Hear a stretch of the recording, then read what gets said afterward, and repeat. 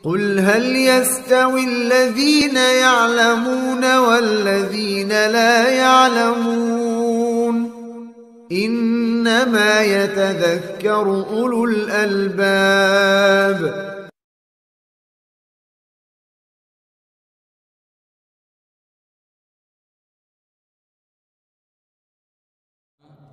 Musik dalam pandangan Islam. Ikhwani wa akhwati fillah rahimani wa rahimakumullah. Agama Islam adalah agama yang sempurna dan paripurna. Tidak ada satu permasalahan pun yang dibutuhkan oleh umat manusia kecuali Islam telah membahasnya. Allah berfirman dalam surat Al-Maidah ayat 3, Al-yawma akmaltu lakum dinakum wa atmamtu alaikum nikmati wa raditu lakumul islama dina. Pada hari ini telah aku sempurnakan agama kalian, yaitu agama Islam. Sudah sempurna. Ini nikmat Allah yang terbesar bagi seorang hamba, kesempurnaan agama Islam. Tidak ada satu permasalahan pun, baik dalam masalah akidah, baik dalam masalah ibadah, baik dalam masalah akhlak, kecuali sudah diterangkan oleh Allah dan Rasulnya secara detail, komplit, terperinci. Sampai-sampai sahabat Abu Dzar Al-Ghifari pernah mengatakan, sebagaimana dalam riwayat At-Tabarani dengan sanad yang sahih, tarakana Rasulullah sallallahu alaihi wasallam wa ma ta'irun yuqallibu janahaihi illa wa huwa yadhkuru lana minhu ilma. Rasulullah SAW wafat meninggalkan kami, dan tidak ada seekor burung pun yang mengepakkan sayapnya kecuali Rasulullah telah menjelaskan ilmunya kepada kami. Artinya semuanya udah dijelasin sama Nabi Sallallahu Alaihi Wasallam. Oleh karenanya, segala permasalahan apapun yang diperdebatkan, pro kontra, perselisihan, perbedaan, harus dikembalikan kepada Islam. Dan sumber agama Islam ada dua. Yang pertama adalah Al-Quran yang merupakan kalamullah, firman Allah Subhanahu wa Ta'ala.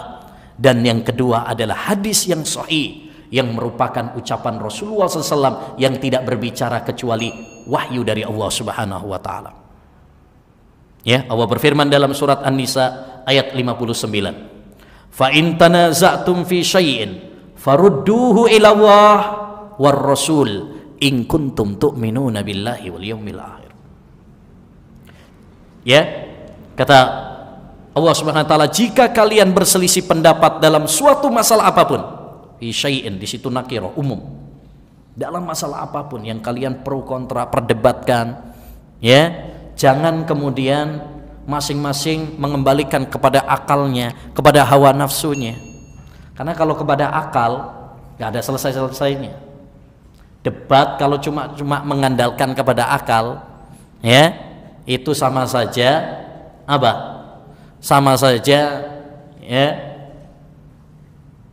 kayak orang ngambil air dari laut, nguras air laut, gak bakalan selesai, pegel tok.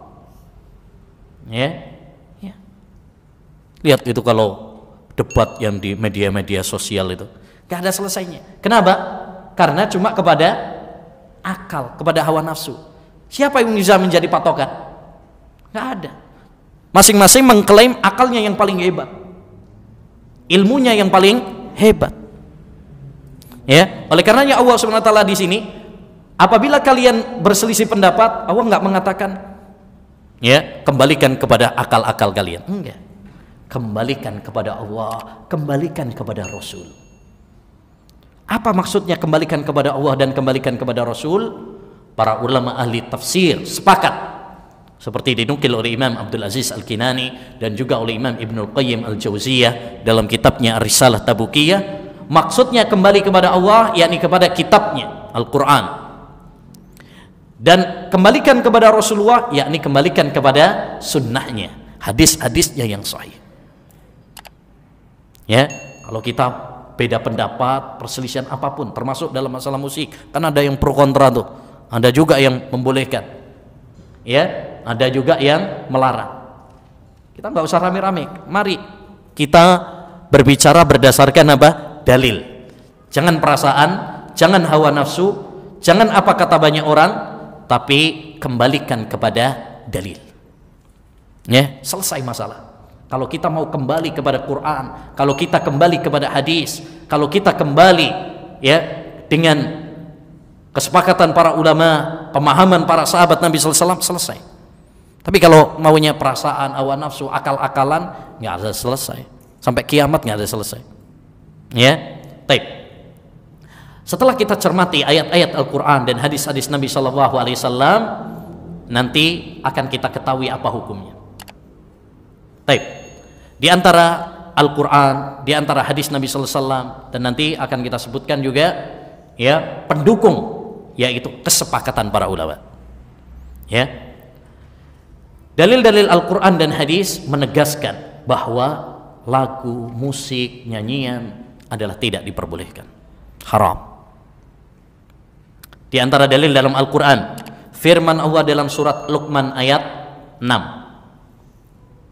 Di antara dalilnya adalah surat Luqman ayat 6, di mana Allah Subhanahu wa taala berfirman, wa minan nasi may yashtari lahwal hadis liyudhilla an sabilillahi bighairi ilmin wa yattakhidhaha huzwa ulaika lahum adzabun muhin. Kata Allah Subhanahu wa taala, wa minan nas, dan di antara manusia, yakni sebagian manusia, enggak semuanya, di antara manusia, sebagian manusia, man yastari lahwal hadis, ada yang menggunakan lahwul hadis. Lahwul hadis itu kalau secara letterlek bahasa artinya perkataan yang sia-sia. Perkataan yang sia-sia itu kalau kita terjemahkan cara bahasa. Ya. Liyudhilla an sabilillah, untuk menyesatkan manusia dari jalan Allah tanpa ilmu. Wa yattahidaha huzwa, dan menjadikan agama ini sebagai permainan. Ulaika lahum adzabun muhin. Ya.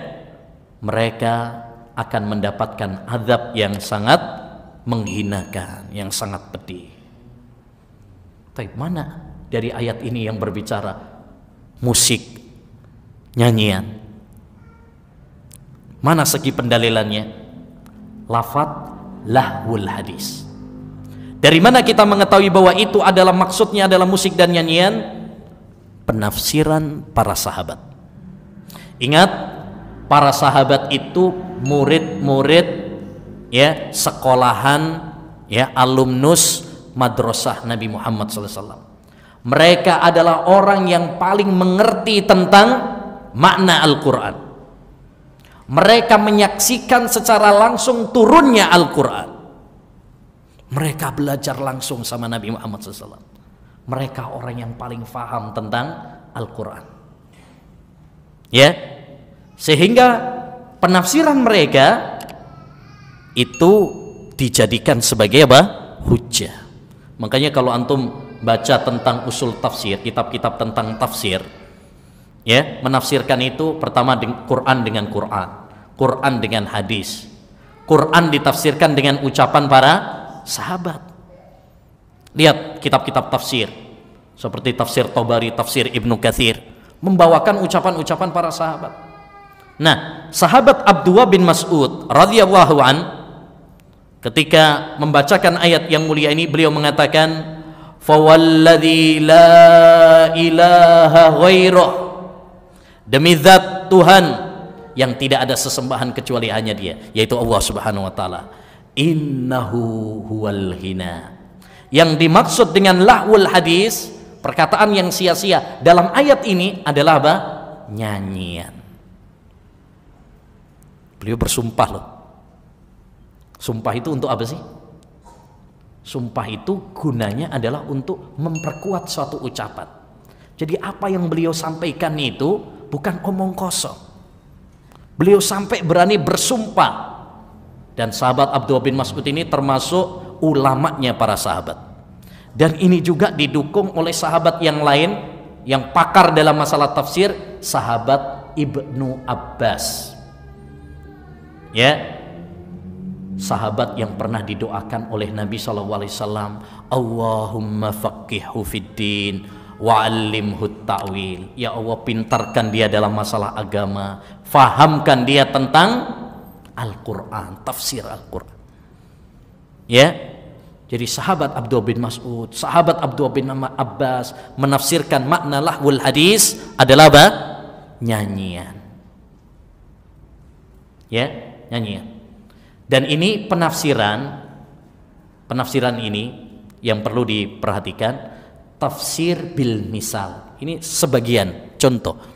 Karena dalam ayat tadi kan lahwul hadis itu apa? Perkataan yang sia-sia. Salah satunya contohnya adalah nyanyian.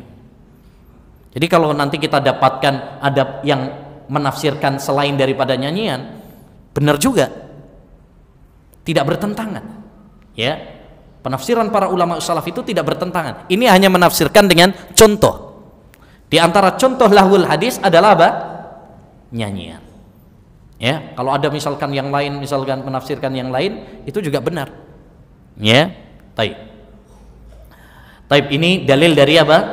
Dalil dari Al-Quran. Dan masih banyak yang lainnya lagi, tapi kita cukupkan ini. Kita berpindah kepada dalil dari hadis. Dalil dari hadis yang menunjukkan tentang larangan musik dan nyanyian banyak sekali. Ya, banyak sekali. Disebutkan oleh Imam Ibnul Qayyim ada sekitar 10 hadis. Ya, ada 10 hadis. Imam Syekh Al-Albani rahimahullahu taala, beliau punya buku ini, Tahrim Alatit Tarb. Sudah diterjemahkan dalam edisi Indonesia kalau nggak salah. Ya, kalau nggak salah judulnya Siapa Bilang Musik itu apa? Haram. Judulnya. Ya, siapa bilang? Yang bilang ternyata adalah Allah dan Rasulnya. Ya. Taib. Beliau di sini membawakan beberapa hadis, banyak. Dan hadis-hadisnya sahih. Saya pilihkan sebagiannya saja. Hadis yang pertama, beliau membawakan di sini ada sekitar 6 yang semuanya sahih. Ya. Di antaranya hadis Abu Amir atau Abu Malik Al-Ash'ari. Qala la yakunanna min ummati aqwamun yastahilluna al-hirra wal harira wal hamra wal ma'azif. Sungguh nanti akan ada sebagian umatku yang menganggap halal padahal itu haram gitu ya, tapi dia menghalalkan al-hirra itu zina, wal harira apa? Sutra, wal khamr, wal ma'azif. Ya, kalimat ma'azif ini yang menjadi pembahasan kita. Ma'azif itu kata para ulama maksudnya adalah alat-alat nyanyian, alat-alat musik. Hadis ini sahih, diriwayatkan oleh Imam Al-Bukhari dalam sahihnya. Perlu diketahui, hadis ini sahih ya, sekalipun sebagian orang berusaha untuk melemahkannya. Di antaranya Imam Ibnu Hazm, beliau melemahkan hadis ini dengan alasan yang lemah, dengan alasan misalkan keraguan pada nama sahabat Abu Amir atau Abu Malik misalkan. Ini dalam disiplin ilmu hadis tidak melemahkan, karena seluruh para sahabat itu adalah apa? Adil, terpercaya. Demikian juga menganggap ada terputus sanadnya, itu juga nggak benar. Dan sayangnya ini diikuti oleh sebagian orang, ya, diantaranya Dr. Yusuf Al-Qardawi atau Syekh Muhammad Al-Ghazali Al-Misri dan sebagainya. Mereka melemahkan hadis Bukhari ini. Ya, makanya para ulama membela hadis ini, karena hadis ini adalah apa? Sahih. Di antaranya Al-Hafidz Ibnu Hajar Al-Asqalani, Syekh Al-Albani rahimahullah dalam silsilah sahihah dan sebagainya. Taib, segi pendalilan dari hadis ini menunjukkan bahwasanya musik itu haram sangat jelas. Di mana kata Nabi, mereka akan menghalalkan. Berarti hukum asalnya apa? haram, cuma dianggap halal. Mereka berusaha, ya ini dengan membuat syubhat, dan itu fakta zaman sekarang. Banyak orang-orang, bahkan ustadz atau kiai, ya, mereka berusaha memberikan kerancuan-kerancuan tentang hukum musik. Menganggap musik itu boleh kalau ya selama enggak ya berisi hal-hal yang syahwat, birahi, boleh. Ya, bahkan naudzubillah ada sebagian yang musik itu bisa jadi haram, bisa jadi makruh, bisa jadi mubah, bisa jadi sunnah, bisa jadi wajib. Oh, no sing ngomong ngono itu. Ada. Ya kayak rokok. Hukum fikihnya ada. Kadang-kadang rokok itu bisa wajib katanya. Ya, ada. Musik pun demikian. Masuk dalam hukum al-ahkamul khamsah. Ya, 5 hukum. Masya Allah. Ini ustadz-ustadz syubhat seperti ini. Ya, menyampaikan syubhat. Dan inilah yang dikabarkan oleh Nabi. Akan ada. Perhatikan dalam hadis tersebut. Nabi menggandengkan alat-alat musik dengan apa? Homer, zina, sutra bagi laki-laki maksudnya ya. Itu hukumnya haram. Digandengkan dengan hal-hal yang sudah jelas haramnya dengan kesepakatan para ulama. Zina haram dengan kesepakatan para ulama. Homer, ya demikian juga. Sutra bagi laki-laki haram. Musik dan nyanyian digandengkan, menunjukkan bahwa itu adalah sesuatu yang haram.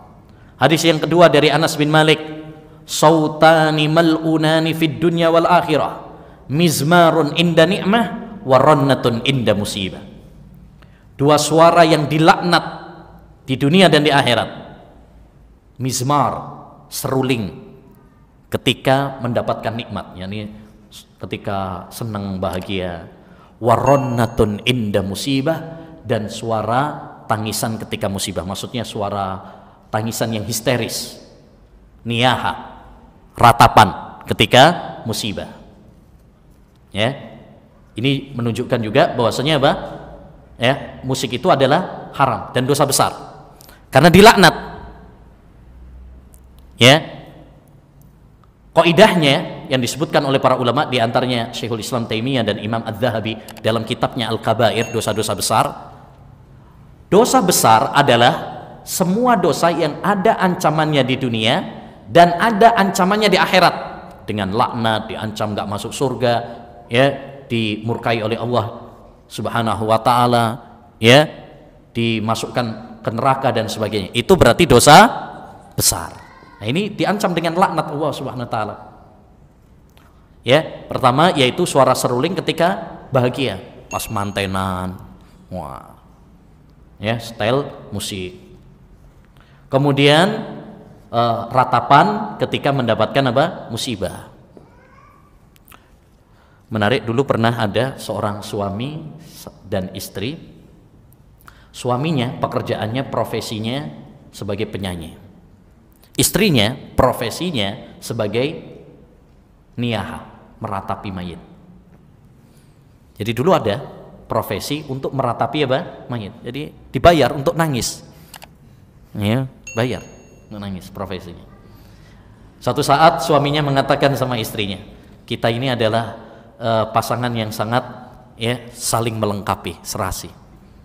Orang kalau bahagia manggilnya saya, kalau susah kamu yang dipanggil. Ya, taib. Hadis yang ketiga diantaranya juga Rasulullah SAW mengatakan, ini hadis penting sekali, ya, berkaitan tentang banyaknya bencana-bencana pada zaman sekarang. Sebagainya tadi sudah kita sampaikan ya. Tapi ada hadis yang lain lagi.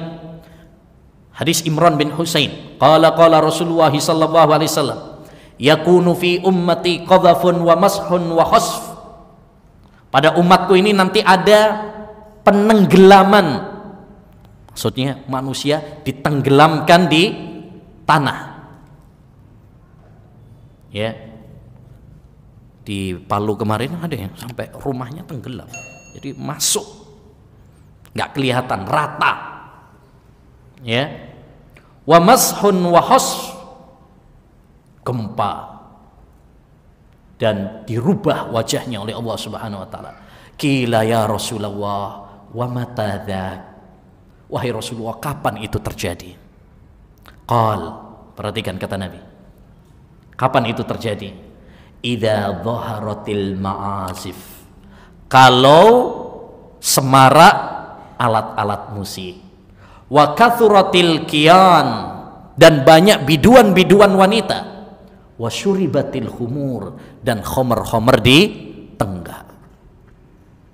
Kalau sudah banyak nyanyian-nyanyian, biduan-biduan wanita laris, ya, konser-konser, joget orang, ya, ini yang rame, bukan majelis ilmu yang rame, ya, yang rame adalah apa? Konser, masya Allah. Nggak pakai undangan udah pada datang. Majelis ilmu pengajian diundang, dikei jajan, kurang tentu toko, ya. Nah, ini fakta pada zaman kita apa? Sekarang. Dan masih banyak lagi ya hadis-hadis tentang masalah musik ini, ya, tapi tidak mungkin kita sampaikan semuanya. Taib. Demikian juga ada hadis dari Nabi SAW, inna wa harrama alayya al-khamra wal maisir wal kubah. Allah Subhanahu wa taala mengharamkan khamr, judi, dan alat-alat musik. Disandingkan khamr sama judi sama apa? Nyanyian. Dan karena ini seperti tadi saya sampaikan, ini dosa yang saling berkaitan. Judi, khamr sama apa? Musik, nyanyian, saling berkaitan. Lihat aja di diskotik, di kafe-kafe dan sebagainya, ya, yo omben-omben, nanti ada apa namanya perempuan-perempuannya nyanyi karaokean dan sebagainya, ya. Nah, ini hadis-hadis Nabi Shallallahu Alaihi Wasallam, ya. Kalau kita nggak mengindahkan hadis-hadis Nabi Shallallahu Alaihi Wasallam, maka ini adalah bencana bagi kita.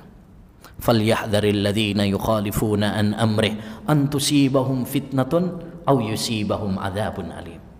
Maka hendaknya waspada orang-orang yang tidak mengindahkan perintah Nabi Shallallahu Alaihi Wasallam, ya. Kalau Allah Subhanahu wa taala menimpakan kepada mereka azab, ya, yang sangat pedih, fitnah dan azab yang sangat pedih. Taib.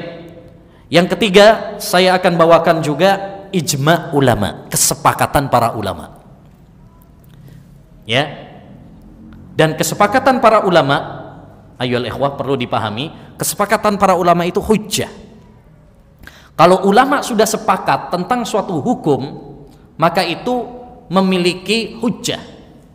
Karena tidak mungkin para ulama itu bersepakat di atas kesesatan, dan tidak mungkin kesepakatan kecuali dibangun di atas Al-Quran dan hadis, ya. Sebagaimana kata Nabi SAW, la tajtami'u ummati ala dhalalah. Umatku, yakni para ulamanya, tidak akan bersepakat di atas apa? Kesesatan. Makanya para ulama mengatakan ijma itu adalah hujjah, karena ijma itu pada dasarnya diambil dari Quran dan hadis. Tidak mungkin terjadi ijma kecuali diambil dari Al-Quran dan hadis Nabi Shallallahu Alaihi Wasallam. Nah, masalah haramnya musik dan nyanyian, lagu-lagu dan nyanyian, ini sudah disepakati para ulama. Ini perlu kita pahami, supaya kita nggak terombang-ambing. Ini sudah menjadi kesepakatan para ulama. Bahkan ulama 4 madhab sepakat bahwasanya nyanyian musik itu adalah apa? Haram. Ya, saya bacakan beberapa nukilan. Di antaranya pertama Al-Imam Al-Baghawi dalam kitabnya Syarhus Sunnah, ya, juz 12 halaman 383, beliau mengatakan wattafaqu ala tahrimil mazamiri wal malahi wal ma'azif. Para ulama bersepakat tentang haramnya mazamir, seruling-seruling, ya, lagu-lagu dan nyanyian-nyanyian, alat-alat musik. Demikian juga kata Imam Ibnu Qudamah, wa amma alatul lahwi wa qad tumbur wal mizmar falaqat afih walana annahu alatun lil maksiyah bil ijma. Ya, kata Imam Ibnu Qudamah ketika membahas tentang masalah hukum kalau ada orang mencuri, maling alat-alat musik, Misalkan ada orang maling gitar misalkan atau seruling. Dalam Islam kalau maling itu hukumannya apa? Dipotong tangannya. Tapi ada syarat-syaratnya. Salah satu syaratnya jika harta yang dimaling tersebut bukan harta yang haram. Nah, kata beliau, adapun alat-alat musik seperti seruling, gitar, ya, demikian juga apa itu yang dipakai biasanya drum band itu, rebana, ya. Kata beliau, maka tidak ada hukuman potong tangan. Kalau ada orang yang maling atau mencuri gitar orang misalkan, ya, atau serulingnya, ya, walaupun harganya mahal, itu pencurinya nggak dipotong tangan. Kenapa? Kata beliau, ya, dalil kami annahu alatul maksiyah, karena alat-alat tersebut adalah alat-alat maksiat bil ijma, dengan kesepakatan para ulama, ya. Nah, wa qala an-Nawawi rahimahullah, Imam Nawawi ini imam mazhab Syafi'i loh ini, ya, imam mazhab Syafi'i, dalam kitab beliau Raudhatut Thalibin juz 8 halaman 205, beliau mengatakan al-mizmar wa ma yudrabu bihil autar haramun bila hilaf, ya, seruling-seruling, gitar, ya, demikian juga rebana, hukumnya haram bila hilaf, tanpa ada perselisihan pendapat di kalangan para ulama. Demikian juga disebutkan oleh Imam Ibnu Rajab, ya, beliau mengatakan wa amma dalam kitabnya Fathul Bari, wa amma istima'u alatil malahi al mutriba, adapun mendengarkan, ya, alat-alat musik, nyanyian, lagu, fa muharramun mujma'un ala tahrimih, maka ini hukumnya haram, disepakati tentang haramnya. La yu'lam an ahadin minhum ar-rukhsah, tidak ada seorang ulama pun yang membolehkannya. Wa man naqala ar-rukhsata fihi an imamin yu'taddu bihi faqad kadzaba waftara, siapa yang menukil dari seorang ulama bahwa dia membolehkan musik dan nyanyian, maka dia telah berdusta, ya, berdusta kepada ulama tersebut, karena nggak ada ulama yang membolehkan, ya, ini, dan masih banyak lagi nukilan-nukilan ulama yang lain. Jadi ini sudah sepakat para ulama. Kalau sudah sepakat para ulama, maka ini harus diikuti, ya.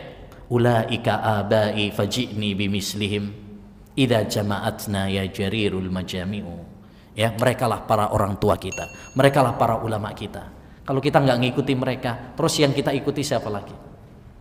Makanya aneh kalau sekarang ada yang membolehkan, itu ikut ulama siapa gitu kan, ikut madhab siapa, ya.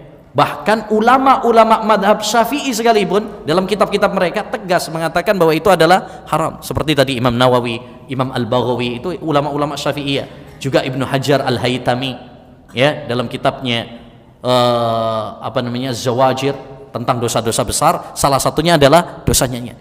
Ini ulama-ulama Syafi'i, ya. Banyak orang mengaku madhabnya Syafi'i, tapi musik dan nyanyian apa? Membolehkan, nggak ikut madhab Syafi'i, ya. Masalah nyanyian ditinggalkan dulu madhab Syafi'inya, ya. Imam Syafi'i itu termasuk orang yang paling kencang tentang masalah nyanyian. Oleh karenanya, salah satu faedah penting bagi kita, ya, kalau kita ngaku ikut madhab Syafi'i, ikut Imam Syafi'i, ngikut itu yang beneran, jangan cuma pengakuan saja. Nggak ada artinya, nggak ada artinya pengakuan kita kalau tidak dibuktikan, ya. Kalau cuma ngaku tapi nggak mengikuti secara kenyataan, maka pengakuan kita gombal, dusta. Kullun yadda'i waslan bilaila wa laila la tukirru lahum bidaka. Setiap orang ngaku punya hubungan sama Laila, tapi Mbak Lailanya nggak mengakuinya. Nah, nggak ngakui. Banyak orang mengaku saya ikut Imam Syafi'i, tapi Imam Syafi'inya apa? Nggak mengakui. Imam Syafi'inya ke barat, dianya ke timur, nggak nyambung, ya.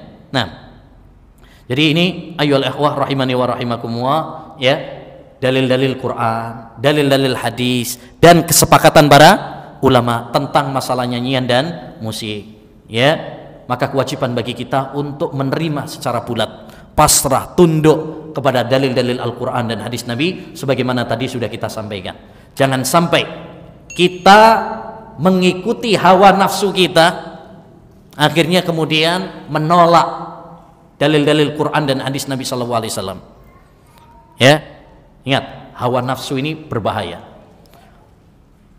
Makanya di dalam Al-Quran, kata sahabat Ibnu Abbas, la yadhkurullahu al-hawa fi kitabihi illa dhamma. Allah tidak menyebut hawa nafsu di dalam Al-Quran kecuali mencelanya. Kecuali apa? Mencelanya, mencela hawa nafsu.